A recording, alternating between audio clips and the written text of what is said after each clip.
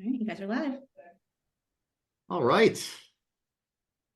Welcome to You Can't Do That in Your CRM. We are going to give it a couple minutes here, or not a couple minutes, a couple seconds here as people shuffle in the virtual door, and then we'll kick off with some introductions and get right into the content. Thanks for joining us today.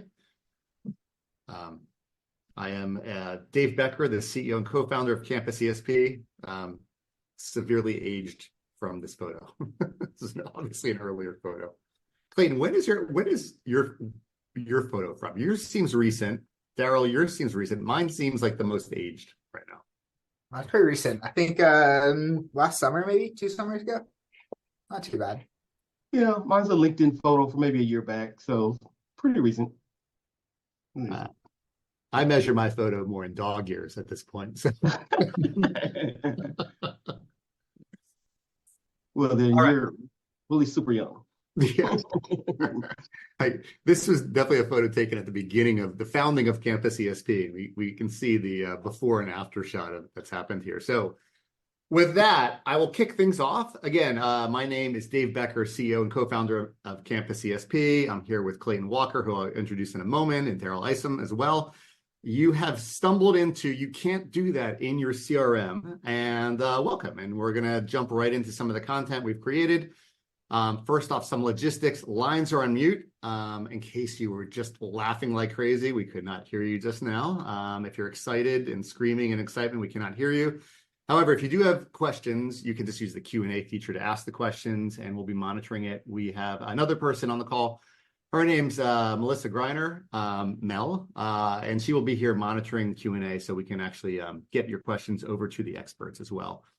And then we'll send the recording, slide deck, copy of the new report to everyone that registered. So, if you're having lunch right now, sit back, relax, take in the content. Hopefully it's useful for you. Introductions. First, again, my name is Dave Becker. I'm the CEO and co-founder at CampusESP. I've been in education technology for 25 years, as this picture obviously indicates. Before CampusESP, I was at SunGard, SCT, Ellucian, pick whatever name you want to use to describe Banner, not those kind of names to describe Banner. I was, when I left there, as a senior vice president of product over Banner. And again, I was there for 14 years. So excited to obviously take you through some of the differences between CampusESP and your CRM. And then joining me, we have Clayton Walker, who's the Associate Director of Admissions at Belmont University. Clayton, would you like to introduce yourself? Sure, absolutely. Yeah, my name's Clayton Walker. Belmont through and through. Did undergrad and grad school both here at Belmont, but been on the admissions staff about 4 years. And parents have always been kind of the passion of mine. That's why I was hired at Belmont, to work with parents, and still do to this day. Love it. I hear the emotion and enthusiasm in your voice when you say that. So welcome. Thanks for joining us. We also have Daryl Isom. He's the Director of Admissions and Recruitment at University of Maryland Eastern Shore. Daryl, would you like to introduce yourself? Yes, thank you. As Dave indicated, my name is Daryl Isom. I have been Director of Admissions and Recruitment at Eastern Shore for a little over 3 years. I've had over 15 years of experience in admissions recruitment, enrollment management, etc. The experience here at the University of Maryland Eastern Shore, we are a research institution on, of course, the Eastern Shore of Maryland, in Princess Anne, Maryland, about 3,000 students. We are a institution that thrives on connecting with our students, with our community, and with our parents. That's where this platform comes in handy. It has been very, very instrumental in helping us to make those connections. So excited to speak with you and convey some of what we have experienced with the platform, and I'm looking forward to jumping in. All right. Thanks for joining us. Thank you both for joining us. You are 2 of our biggest success stories. So I'm excited for you to share some of those success stories, but also talk about, the CRM, how CampusESP differs. So excited to jump into things here. We'll get going here. First off, for those of you who have been on one of these webinars with me before, we start off with a quick commercial break of who CampusESP is. This is very, very quick. We're at over 350 colleges at this point. About 7 million parents are in our platform, including me. I just got my first Campus ESP outreach literally minutes ago, which is kind of interesting. And if you've never seen Campus ESP before, it is a platform. It is kind of like your complete parent engagement strategy. It includes portal, email, SMS is an option. There's a content library. We're definitely going to talk about that because both Daryl and Clayton have done some amazing things with content. There's also an event management module and e-commerce. The second component of it is basically a support group to help make sure that you're successful. Generally, implementations are 3 weeks, about 8 hours of your time total. We'll talk about curated content and how we help keep things up to date for you and for your parents, and also talk about our account management team.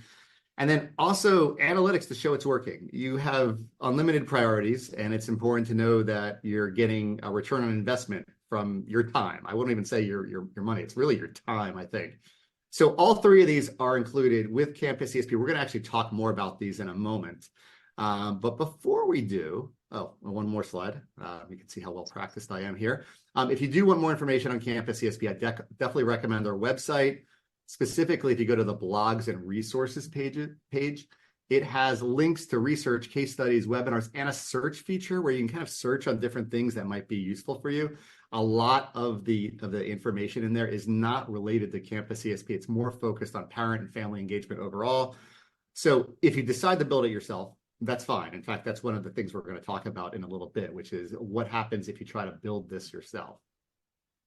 But let's start off with why is parent engagement different? And I have a couple slides before passing it over to Daryl and Clayton to talk. First off is parent expectations are increasing. For those of you who have joined the Campus ESP webinar before, you know, like we always start off with this slide. 88% of parents say that they expect communication weekly. I'm not saying you should send out communication weekly. I'm just saying that's their expectations. And when I first founded Campus ESP, before I had all this gray hair back 7 years ago, this number was 41%. So it definitely goes up each and every year, and it probably feels like you're trying to play catch up in some ways. Most parents prefer email. There are some different demographics out there where text messaging is more useful, portals more useful, but email should be really the foundation of a lot of what you do. That is a big feature in Campus ESP. We'll talk more about that in a moment. And then, are you meeting expectations? Only 52% of prospective parents said that they received communication from a college directed at them. I think this is up a lot since the pandemic, because before the pandemic, I don't think this was even close to 52%. So the idea of parent engagement is not so far-fetched anymore as it was when we founded Campus ESP. There's a big momentum swing to thinking about how you engage with parents and family members. And I know this firsthand because I have twin 12th graders who are going through the college application process right now. I bet you could pick two of the schools they've applied to. These are the actual things that I've received. One actually had my name on it. Both of these, by the way, are not Campus ESP. So, and we're going to talk about what they're doing compared to Campus ESP. And before we do, just maybe this is where I'd love to pull in Daryl and Clayton. Daryl, maybe we'll start with you, which is, how are parents different than students? How do their expectations differ from your perspective? And so at the University of Maryland, Eastern Shore, we are a historically Black college and university, and a lot of first-generation students come through our doors. And the communication for that cohort of students and parents is going to be different, meaning that I'm glad you mentioned COVID. Post-COVID, parents are wanting to have that one-on-one connection with the institution where they feel they have a direct access to you. And so what Campus ESP does, it will allow them, once we provide an invitation to them to join the portal, once they're into those communities, once they know that they will receive communication from us on a regular basis, that is vital for us at our institution, because that is what the expectation is. That is what makes the Campus ESP parents different from our parents that we communicate with our CRM. And so the expectation is that we will understand that The parents are more concerned about the safety, concerned about being taking care of all of the business that needs to be taken care of, making sure that no ball draws drop, because many of these students have had so many disappointments over the past 3 years, and that they don't want that to happen again. And so that's how we've utilized and seen the difference between the parents we communicate with just on our CRM and the parents that we communicate directly with Campus ESP. That's helpful. So definitely being an HBCU, we generally see some pretty significant increases in engagement just from at HBCUs and HSIs and emerging HSIs too. So that's helpful. And Clayton, from your perspective, a little bit different probably, how do you see the different expectations that parents and students have? I mean, parents are the nudgers, right? They're the ones to actually make things happen sometimes. And, Belmont's really flipped our opinion, I think, on parents over the past 5 years. We still want the student to drive, but the parents can be a great resource to encourage the student along, right? I mean, the best way to complete a student's application isn't to text the student or email the student, it's to email the parent and tell them their student's application is incomplete. Things typically move a little faster that way. And so parents are the encouragers, and we want to have resources available to them. And that's why we have CampusESP, to have the resources so that they know what they need to know about Belmont, so they can help the student, because they want to help the student and we want them to help the student. I think we are the ultimate nudgers, parents. I will say that firsthand. And the other thing that's interesting in this with my kids' junior and senior year is they were inundated with mailers. It's like the eighth wonder of the world. It is amazing how many mailers came through. Do you generally, like when you have coordinated campaigns, whether they're in your CRM, whether in CampusESP, do you just see more uptick in and parents interacting, or how does that vary from students who are just inundated versus parents who, they're not getting the same level of communication? Yeah, and that just gets more true further along in the funnel, right? Like, I think especially as a student applies, there's at least enough interest that if we send something to the parent, we can definitely see like the responses go up. And something we've added in CampusESP now is we have a lot, we use Slate. So a student gets an email to be notified that their letter's in their portal. We don't mail letters anymore. And they never look at them. Like, yeah, they kind of know they're admitted through emails, right? I mean, it's pretty obvious, but that letter is important because that has their scholarship. And so for Belmont, at least. And so we've definitely seen an increase. So now we email the parent as well, not copy them on that, but a different email, just kind of saying, hey, encourage your students to check your portal. There might be some good news there. And that's, help fix that problem. And that's the nudger. That's what they're there for. Okay. Daryl, I'm going to switch to you next. I'm going to move to the next question, and you're going to kick us off there. Okay. If you don't mind. So what's the difference between CampusESP and a CRM? I think this is something that comes up a lot, especially when we're talking with newer customers. And the reality is CampusESP works off of the CRM. It's not really a replacement for the CRM. So here's the question for you. Maybe you can kick us off here, which is, can you use a CRM for parent engagement? Yeah, of course you can. But the beauty of Campus ESP is that we are able to tailor our communications to the parent. Of course, we could do that using our CRM, but it is much more simplistic if we are able to target the parents that we're looking for based on the campaigns that we generated prior, seeing how they're trending, seeing what is resonating with the parents, etc.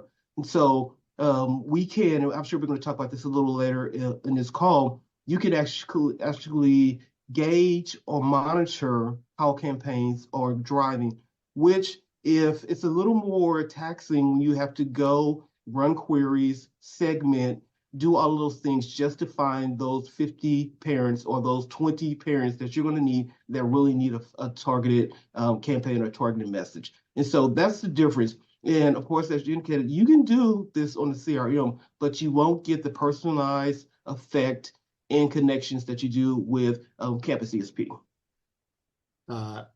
That's helpful. Clayton, how about from you? Actually, did you try to engage parents, or have you done parent engagement? You use Slate, you mentioned, in Slate, and then did you have any barriers that you ran up against in that process? And what was your direction similar to Daryl's in that, like, you wanted to just take it to the next level? Yeah, no, it's definitely taking it to the next level and just personalizing the experience. I think our biggest barrier that law schools have is we would only get parent information at point of application. And Campus ESP has allowed us to, not that we couldn't have collected it earlier, but we had no way to use it. And honestly, that's like the bigger part I think about Campus ESP is, your team that helps us with that.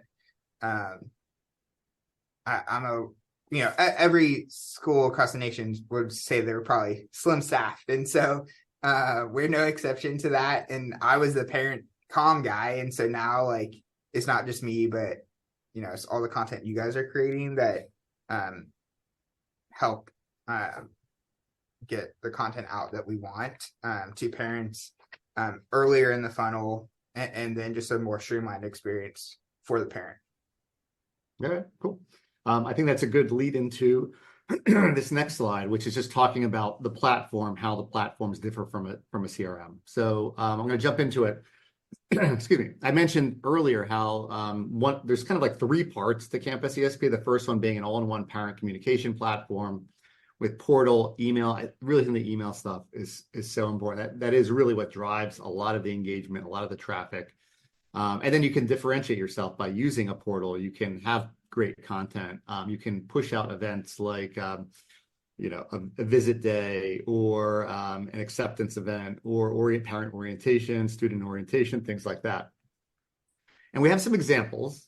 So I'm going to go through these, and quickly, if you guys want to jump in and, say anything that's like super just you're proud of here, just let me know. But this is actually Clayton's portal, Belmont University. And you can see they have an application for incomplete alert campaign for families ahead of their December 1st deadline. You can actually see that at the top right there, which is pretty cool. So you're getting some personalization of the content in the portal. Eastern Shore is using those similar features to start a FAFSA submission flag campaign to alert families when the form opens up. It's going to be December 31st at midnight, I guess, and hopefully stays up. We'll see what happens. And encourage financial aid appointment sign up. So some ideas of like just how you're able to personalize the portal and the communication platform. And then also sending out content via email. So Belmont creates communities based on admission counselor territories where they blog to humanize the admissions experience. This is really interesting because, Clayton, you were saying before that you kind of rely on the community aspects to pull together the different groups of parents, make it easy to communicate. And you do that, you actually tie it back to the counselors as well, because you're a pretty high-touch schools. A pretty high touch school. Do you mind just talking about what you do there for a minute? Yeah, I think we want to be a high touch school, but at the end of the day, a counselor at Belmont is working with 1,200 applications a year, and so any way we can humanize or personalize the experience at scale is good. And this just felt like a really easy way to do that. So every counselor has their own community territory that they're responsible to kind of blog. So one, just to humanize it, like this later picture of me and my mom, right, on campus, but also telling them about deadlines, telling families about when I'm going to be in their area to sign up for different events. So it's just a way to kind of personalize the experience, but also kind of nudge them along too at the same time. And these communities can be used for lots of different things. I think that, Daryl, that's what you were saying too, which is like, instead of having to write a query every single time, the parents just put themselves in their own communities based off of what they do in the portal. So the portal's smart enough to like ask them questions and then based off of their answers, drop them into communities. Sure. And certainly, and the beauty of ESP is that if there's community based on how campaigns are going, for instance, we talked about when we were talking about the call yesterday, our transfer initiatives just came up to me, and a light bulb came on that we need a community that's segmented by spring and fall. And that for our university, we're 3,000 students, but that's going to be important for us. And that is when we talk about saving time, when we talk about targeting campaigns, when we talk about those type of things, that's where Campus ESP really helps. And in terms of creating a community where we can actually have the drive the participants to that committee, to that community, and then communicate directly to them. And so yeah, that's the beauty. I find it's going to be very beneficial moving forward, and it's been very beneficial to this point. Love it. Thank you. I just flashed up here another example of some content that is very popular right now, which is the FAFSA and everything that's going on with the FAFSA. That's a webinar for another time. We're not going to get into it right now. Just know that that's obviously on everybody's minds. And then Belmont also uses Campus ESP to push their family webinar series, and you actually have some YouTube integration through here as well, which is pretty cool. I love the content. We're going to talk about more about the content in a moment here, but so just opening up to some questions here, which I have up here. I won't read them because you can read them yourselves, but I will start off with Clayton, which is you were pretty passionate about having all of your tools in one place when we were prepping for this webinar yesterday. Like, take us through that. Like what does that mean? Because what people are going to say is like, it's easier to have everything in one place, one system. Why is it important to have all the parents in Campus ESP in one place? How does that make things easier for you? Yeah, I said when we were preparing for this that, our best database of parent information is Campus ESP right now on campus for prospective students. And I think that is important because it used to be piecemeal, and that creates more work on us, right? More human hours to get what we need. It takes a long time to pull the right queries or find the right list of parent emails to send something when I can just have that community in Campus ESP and really send an email very quickly. Like, I think that's the beauty of the platform is, we create a lot of content in the platform, and I'm in the platform a lot, but the time spent in the platform is actually really low when you consider what we're putting out, right? Just because it's so easy to use. And I didn't have that before we had Campus ESP. And just real quick before we switch over to Daryl. So how many parents are you messaging? And how many people are managing that content? Those last two questions, and then we'll switch over to Daryl. Yeah, so we have 20,000 parents in the platform now, and that's all terms. So majority of seniors, but not all high school seniors, and some transfer students. And then we have two kind of main managers for the platform, but then it's a pretty wide effort across campus, and that's what's been cool. Just the partnerships across campus of people that I didn't expect to be so excited and fired up about this, that have latched onto it. Like athletics, right, is really excited to promote events in there and stuff that takes the weight off of me. Okay, great, super helpful. Daryl, how about you? Having all the content tools in one place, what does it mean for you? I know you don't have Slate; you have a different CRM. Mm-hmm. Take us through your experience there. Well, really, to piggyback on what Clayton was talking about, I mean, we're on the same trajectory there in terms of how we are utilizing the platform to communicate to parents quickly. I mean, that is, as I indicated earlier, is the benefit of that. The messaging, the content for those parents is going to be different. We talked about the FAFSA communication, where there is so much anxiety surrounding that. when our cohort of parents and students are first generation, they don't know what's going on. And then when you put the twist of the FAFSA not coming when it usually does, then all of that has to be tailored towards them. And so that is what we are doing. And that is how we are able, when we have all the students in the parents in parents in this case in one location, where we can shoot those messages quickly in real time. And so it's very useful there. I will give you my perspective again from going through this whole journey, which is I actually am getting some emails, usually copied on emails from the student. And the first couple times they are exciting because I'm finally getting something.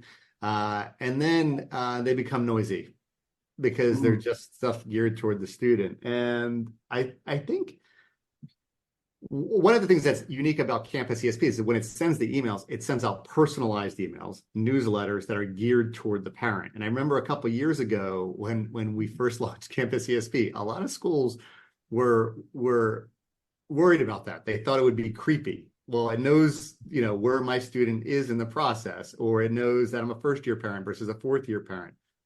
But I think in addition to the frequency of communication, parents expect that personalization is how I feel. Just like if you get a weird ad sent to you that you're just like, why doesn't Google know I don't want an ad for a snow globe in the middle of July? You just kind of feel like, why doesn't it send me the stuff I need when I need it?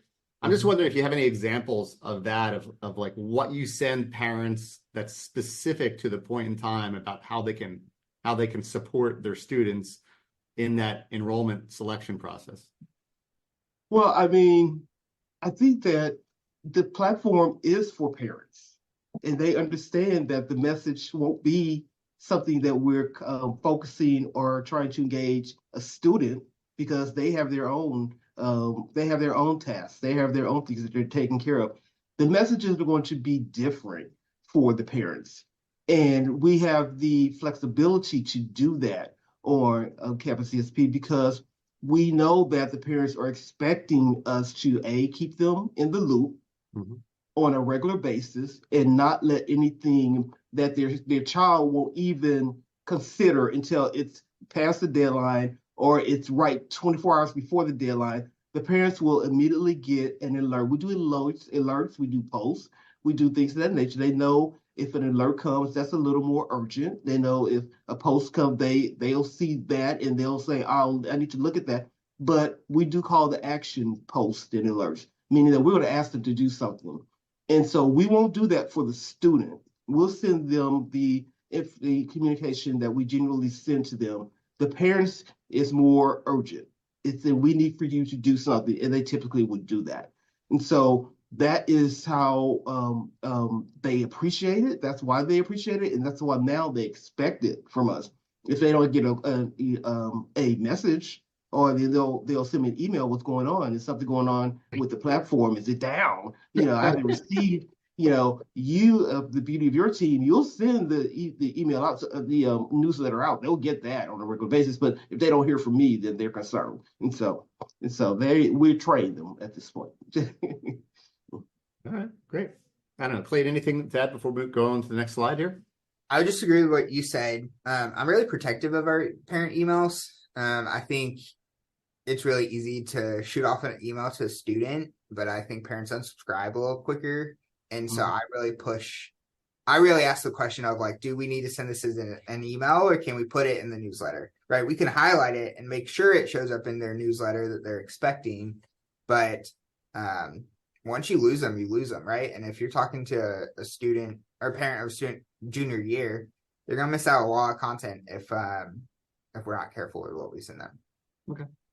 One of the things that comes up, and I'm going to go to the next slide here, is just managing all that, because I think we probably just scared a whole bunch of people, which is like, oh, that all sounds great, but that's another thing that I don't have staff to manage, and it's going to fall on probably the people who are on this call. So the second piece of this is talking about experts to help with your success. I mentioned earlier that the implementation is 3 weeks generally. We've had a school do it as quickly as like in a week.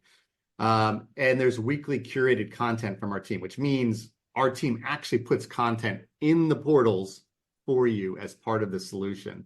And you can approve, you can reject, you can actually change all that. And, we're going to talk about that in a moment. And then you also have a dedicated account manager. So it's not like your CRM's over here, your implementers are over here. It's all wrapped together in one place.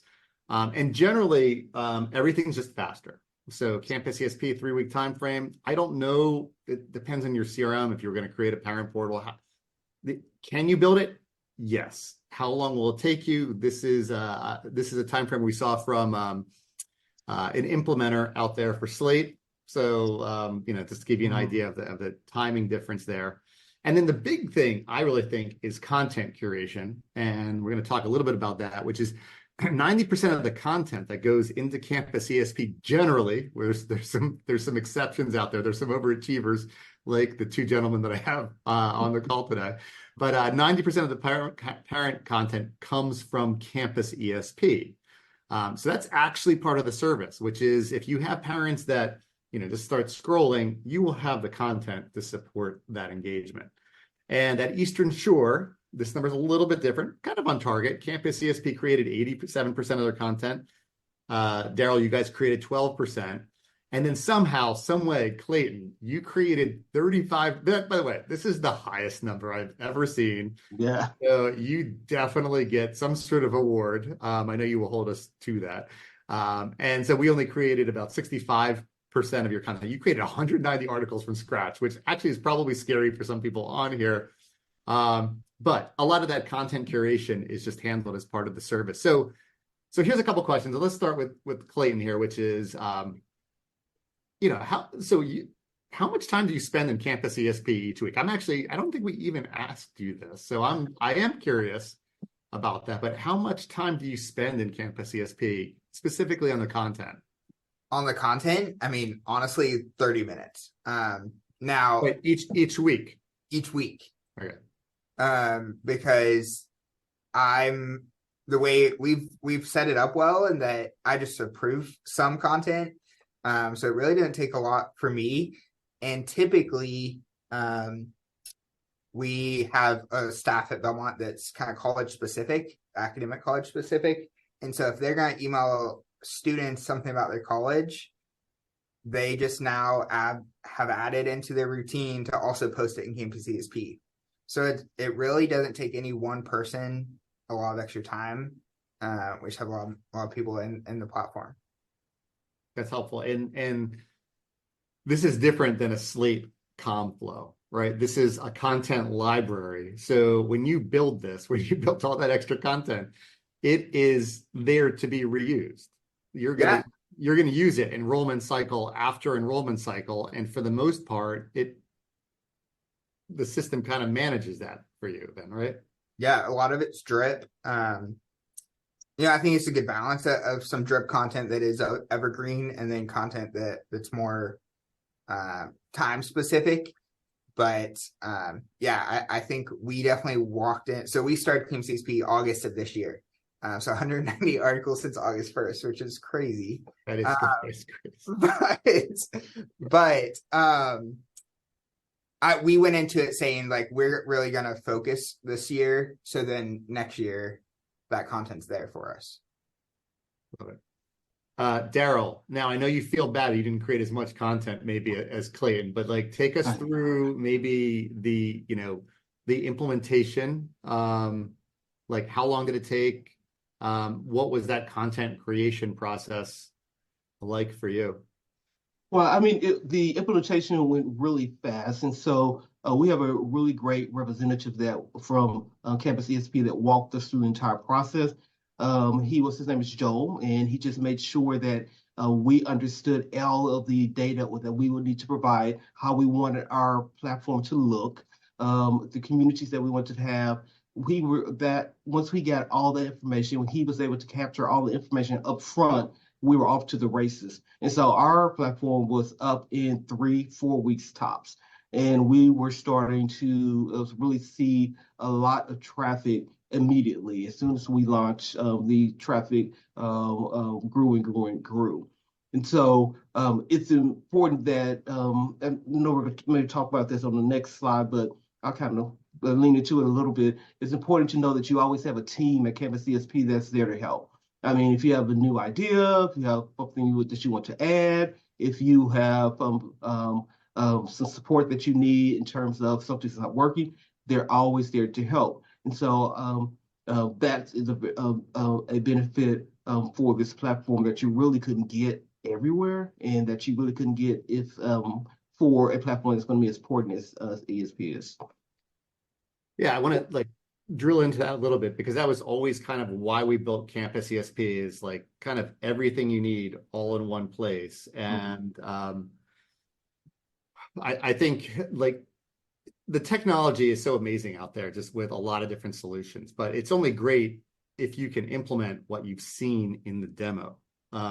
And people get so starry-eyed about like, this is such a cool feature, but if you can't bring it live, it's not going to be valuable for you. In my personal experience, working at a Lucian, I think at one point we were like, okay, schools have banner student, banner HR, whatever the banner is out there. Schools typically implemented only 40% of the features, if that. So our idea has always been like, okay, let's really make sure that the solution is a combination of the product and the services wrapped around it. So that's always been important to us. Yeah, go ahead. Well, it's really incredibly important that you bring this up. So we utilize 100% of Campus ESP, where when we utilize Slate, or in my previous positions, when I utilize Slate or Banner, etc., as you indicated, you may not use the entire capability of those platforms, but with this portal, with Campus ESP, you have a representative from your team, or you have the support of your team, to make sure that you understand all of the resources that are available, all of the elements of the platform, and so that you will be able to utilize all of them. So that's really important. Awesome. All right.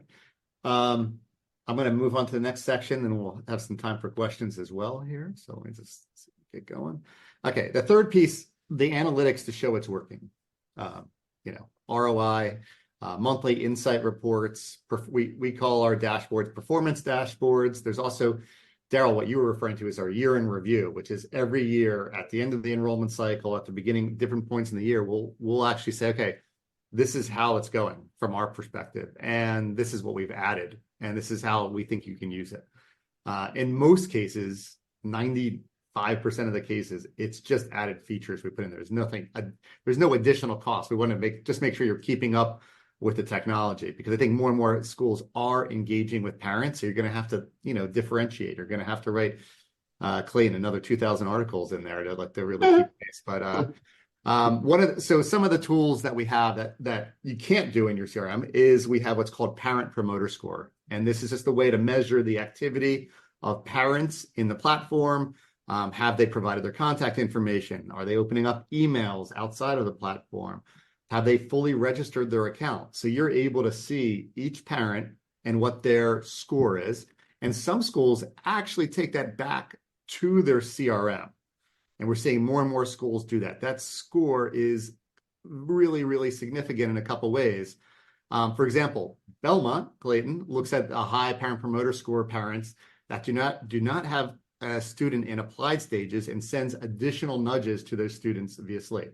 So you can use this in Slate, you can use it in Campus ESP, but it's an indicator of whether this parent's interested or not. And you also use it, Clayton, for down the road to determine outreach to build parent advisory council. So a little bit of parent giving there, it sounds like, as well, with some messaging there. We also have other features in Campus ESP, such as when a parent registers for Campus ESP, they'll be given access to a form where they can update their information. And then that information personalizes the experience that they see. And we know, and this is a real statistic, that parents that update their profile in Campus ESP are 11 times more likely to have their student enroll.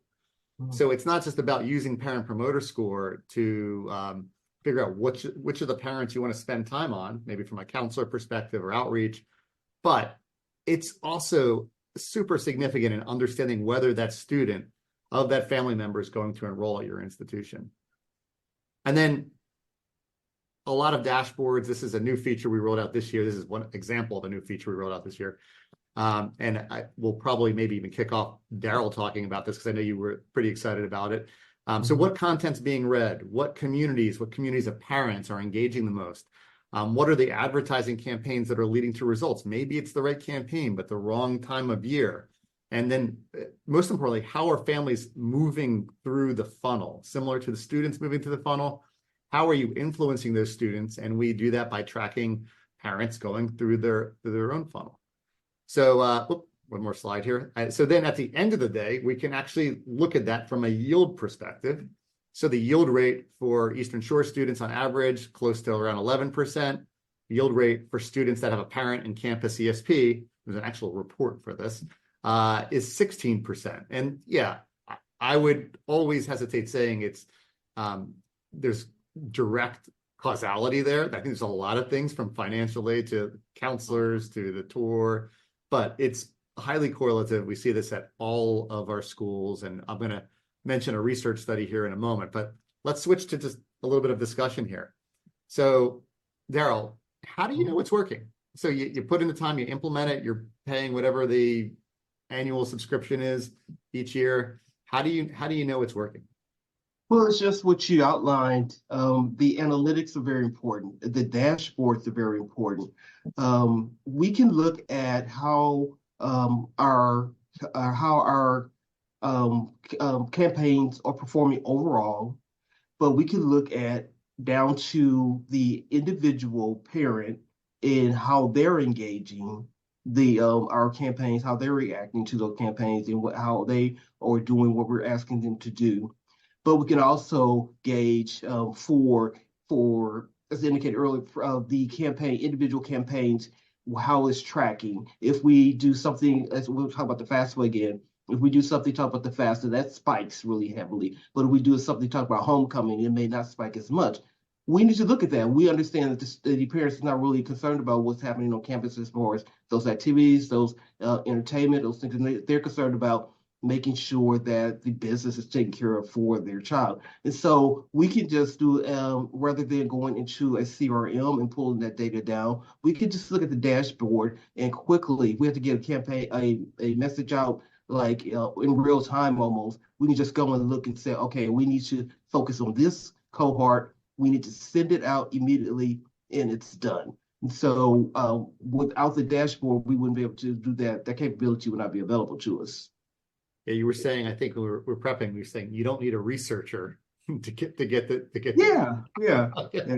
I mean, yeah, we don't need to. I mean, I got it. So it's just there already, and we can count on those numbers. It's not something that you're pulling, you're not projecting. It's the numbers that actually happen. It's on a dashboard, nice and clean. Anyone can see it. I can have a student worker look at the dashboard and know, okay, well, we need to go here. I mean, it's very important. There's been a couple of my favorite quotes so far, but one of them is, I got it. I got it. Like get a question and just be like, it was like, I got it. And you know in your mind where to get it, and you're going to get it and move on to the next thing. So Exactly. Yeah. Clayton, you also had one of my favorite quotes, which is you probably spent 30 minutes creating all that content in the portal. But focusing on the metrics, like what are the metrics that you found to be the most important? Because again, I think there's a lot of pressure on all schools to consolidate their technology footprint and to focus on a couple key vendors. But how do you justify spending money on CampusESP, which I believe you just expanded as of like maybe yesterday or today? What are the metrics you found to be most important? I haven't heard that, so I'm excited. That's great. You're always the last to know, right? It's like right. But yeah, I think I even like that you can see everything. We don't have a year review yet because we haven't had it a year. But like I can see already that the yield for students with parents in CampusESP is higher than our overall yield right now, and that's way too early to say that for a university typically, but I mean I just expect that to grow as we get closer to traditional yield season. So like I think too early to tell, but it's showing success. And I do think that's part of the reason like why we were able to expand already. And it's funny, the whole implementation with you guys, because it's been a process to get it at Belmont, and then how quickly it's expanding, I think speaks to honestly the product and the team that I'm like working with, like with Tyler and Mel and stuff, just as we implement new things. And then there's a way to figure out, technology is limited, and I have a lot of ideas. And so sometimes I'm like, how can we do this? And they always figure out a way to do it, whether or not, that might be like they always get the answer. They get it done. There's not a, no, we can't do that. I think your buying process took longer than your implementation as which is very common, by the way. So it's there's no purchasing people on this call, right? Hopefully not. We'll just make sure they're not on. Before we go to the next slide and kind of wrap things up, if anybody wants to ask any questions of Daryl, Clayton, myself, please use the Q&A feature. I have a couple more slides and then we'll just wrap it up. But I was gonna also say, we do this 3-week implementation, and you're not working on CampusESP for 3 weeks. We actually, when we talk with customers, we believe it's somewhere between 8 and 10 hours. And we just had our team holiday party last week, which went for 8 hours. So our holiday parties go longer than our implementation. So that's all you need to know about CampusESP. Okay, so let's keep on going here. So just overall, there are case studies on the website if you're interested in learning more. Here are the things that I usually use to wrap it up. And again, if you have questions, please enter it into the Q&A. But I think that top of the funnel point that Clayton, you mentioned, which is how do you get more parents and their students earlier in the process? Less focus on testing, obviously. There's a lot of things happening with the College Board and testing services, but what we find is students with a parent using CampusESP are 4 times more likely to apply than average. That is, again, those parents are just so super influential, and parent engagement for seniors is a no-brainer, but parent engagement for juniors is also, I gotta tell you, that is probably the hottest trend in my world, which is, I know, a very small world, but it is a pretty hot trend right there. Increased yield. The case study is going to show, I think there's like 6 schools in there that on average had a yield rate that are 9% higher than their normal yield rate. So parents absolutely influence yield. And Clayton was saying kind of the nudging. We call it like nudging the nudgers. The parents are the ultimate nudgers there. And then overall, just better enrollment outcomes. There are going to be parents that unsubscribe, and that's fine. If the parent unsubscribes, their student's not looking at your institution, most likely. However, there are going to be those parents that are super engaged. And yeah, they, maybe Facebook broke that day and they were looking for some other platform to go into and just scroll. But the reality is if they're engaging in that portal and they're engaging at a high level, their student is probably seriously considering your institution. And it gives you a way to kind of focus your effort, especially those counselors who are super, super limited. So all of those kind of get pulled together there. So, okay, we're going to switch to Q&A. I just saw a weird AI thing on Q&A. So hopefully there's a real human asking me a question here. Let's see. So we have a question here, or maybe more of a statement. We'd love to see more step-by-step, quote-unquote, how-to tips for best practices and some of CampusESP's capabilities we might not be taking advantage of, maybe into your blog, maybe it already exists. A lot of the playbooks for CampusESP, they are on the website. If you go to campusesp.com and you click on research blogs, you will see content playbooks. You will see examples, schools that have won our MVP award or ESP MVP award, where they've done something innovative, that was innovative like 3 years ago that is now pretty commonplace, because I feel like a lot of those schools are kind of setting the trend. And then if you are a CampusESP customer, that year in review that Clayton has yet to go through, but Daryl has, really sets the tone for what to do next. I don't know, Daryl, anything else to add with that year in review? Because that is kind of like a reset point. to make sure you're keeping up with things. Yeah, I totally agree with Clayton. He hasn't experienced it yet, but he already anticipates the information he's going to get. And I mean, as you said, it's an awesome opportunity to look at how how we perform, where we need to go, and what is going to be. We talk about trends. We talk about what tools that ESP is bringing on board that will fit nicely into what we're trying to do and to make those things better. So it's really, really good. I like it a lot. Love it. And we'll give Clayton the last word before we wrap up here. But this is a perfect lead-in. I know Mel was probably like, why doesn't he just click on the next slide and talk about some of these resources? Read our Perspective Family Content Playbook. There's a website or a page on our website that really wraps everything together around Campus ESP for student enrollment. And then if you're interested, of course, we'd love to give you a demo. Demos are usually an hour, maybe a little bit less. We will create a portal that looks like something that you would launch, take your questions, and it's just a great way to kind of help you visualize things. So with that, let me just first say thank you to Daryl and Clayton. They have their normal lives that they have to focus on, and it's really great to have both of you guys support Campus ESP and take some time out to kind of inform the community the difference between CRM and Campus ESP. I don't know, Clayton, any final words to kick off the rest of our Wednesday here? Yeah, I would just reiterate the playbook. I use that all the time. It's a bookmark on my on my web that I use literally almost as much as I'm in CampusESP. which is 30 minutes every week. The stat, you'll see that on the website somewhere at some point. All right. Thank you again. Thank you everybody for joining us. Hopefully you have a great rest of your week. And please let us know if you have any questions. Thanks again. Thank you.